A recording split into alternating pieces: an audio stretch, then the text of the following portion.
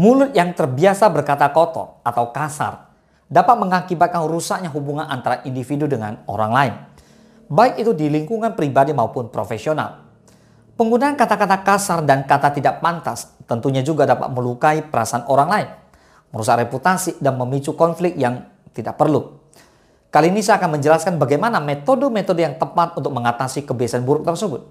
Dari meningkatkan kesadaran diri hingga mengelola emosi dengan bijaksana yang tentunya dapat diterapkan untuk mengubah pola komunikasi agar enak didengar dan tidak menyakiti perasaan lawan bicara. Yang pertama, kesadaran diri. Langkah pertamanya adalah dengan meningkatkan kesadaran diri. Sadari kata-kata apa yang sering keluar dari mulut dan cermati reaksi orang di sekitar ketika mendengarnya. Jika terlalu sering menggunakan kata-kata kasar atau tidak pantas, perhatikan apa yang memicu perilaku tersebut dan mengapa seseorang merasa perlu untuk berbicara demikian.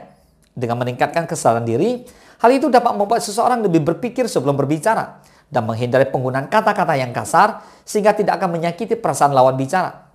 Yang kedua, kendalikan emosi. Satu penyebab umum kenapa mulut terbiasa berkata kotor adalah ketidakmampuan untuk mengendalikan emosi.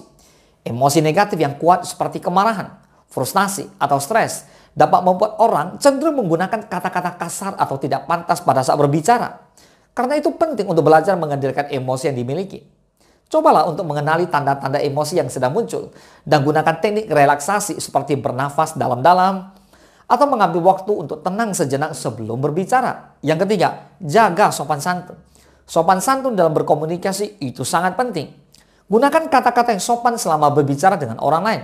Hindari penggunaan kata-kata kasar, ejekan, atau menghina yang dapat merusak hubungan dengan orang lain. Bersikaplah dengan ramah dan belajar menghormati pendapat orang lain, terlepas dari perbedaan pandangan atau situasi yang mungkin terasa sulit. Yang keempat, pilih kata-kata dengan bijaksana. Pemilihan kata-kata yang tepat sangat dianjurkan dalam berkomunikasi. Cobalah untuk memilih kata-kata dengan bijaksana dan berpikir sebelum berbicara. Hindari kata-kata kasar atau kata-kata menyinggung yang dapat menyebabkan konflik. Jika merasa emosi sedang meningkat, berhentilah berbicara sejenak dan pikirkan apa yang ingin disampaikan dengan kata-kata yang tepat. Gunakan kata-kata yang dapat menyampaikan pesan yang ingin diungkapkan tanpa harus menghina atau menyakiti perasaan orang lain. Yang kelima, latih komunikasi yang efektif. Komunikasi yang efektif melibatkan kemampuan untuk mendengarkan dengan penuh perhatian dan berbicara secara jelas serta jujur. Ketika sedang berkomunikasi, pastikan dengan benar untuk mendengarkan apa yang mereka katakan dan tanpa menginterupsi atau menghakimi. Selama berbicara, sampaikan pesan dengan jelas tanpa perlu menggunakan kata-kata kasar atau tidak pantas.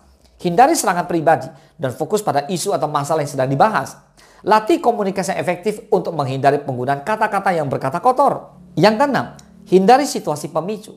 Beberapa situasi tertentu mungkin menjadi pemicu bagi seseorang untuk menggunakan kata-kata kasar dan tidak pantas.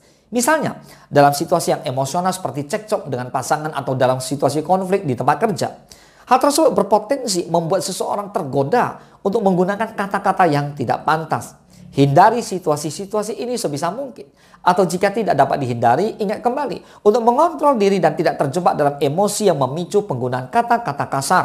Yang ketujuh, cari alternatif kata-kata.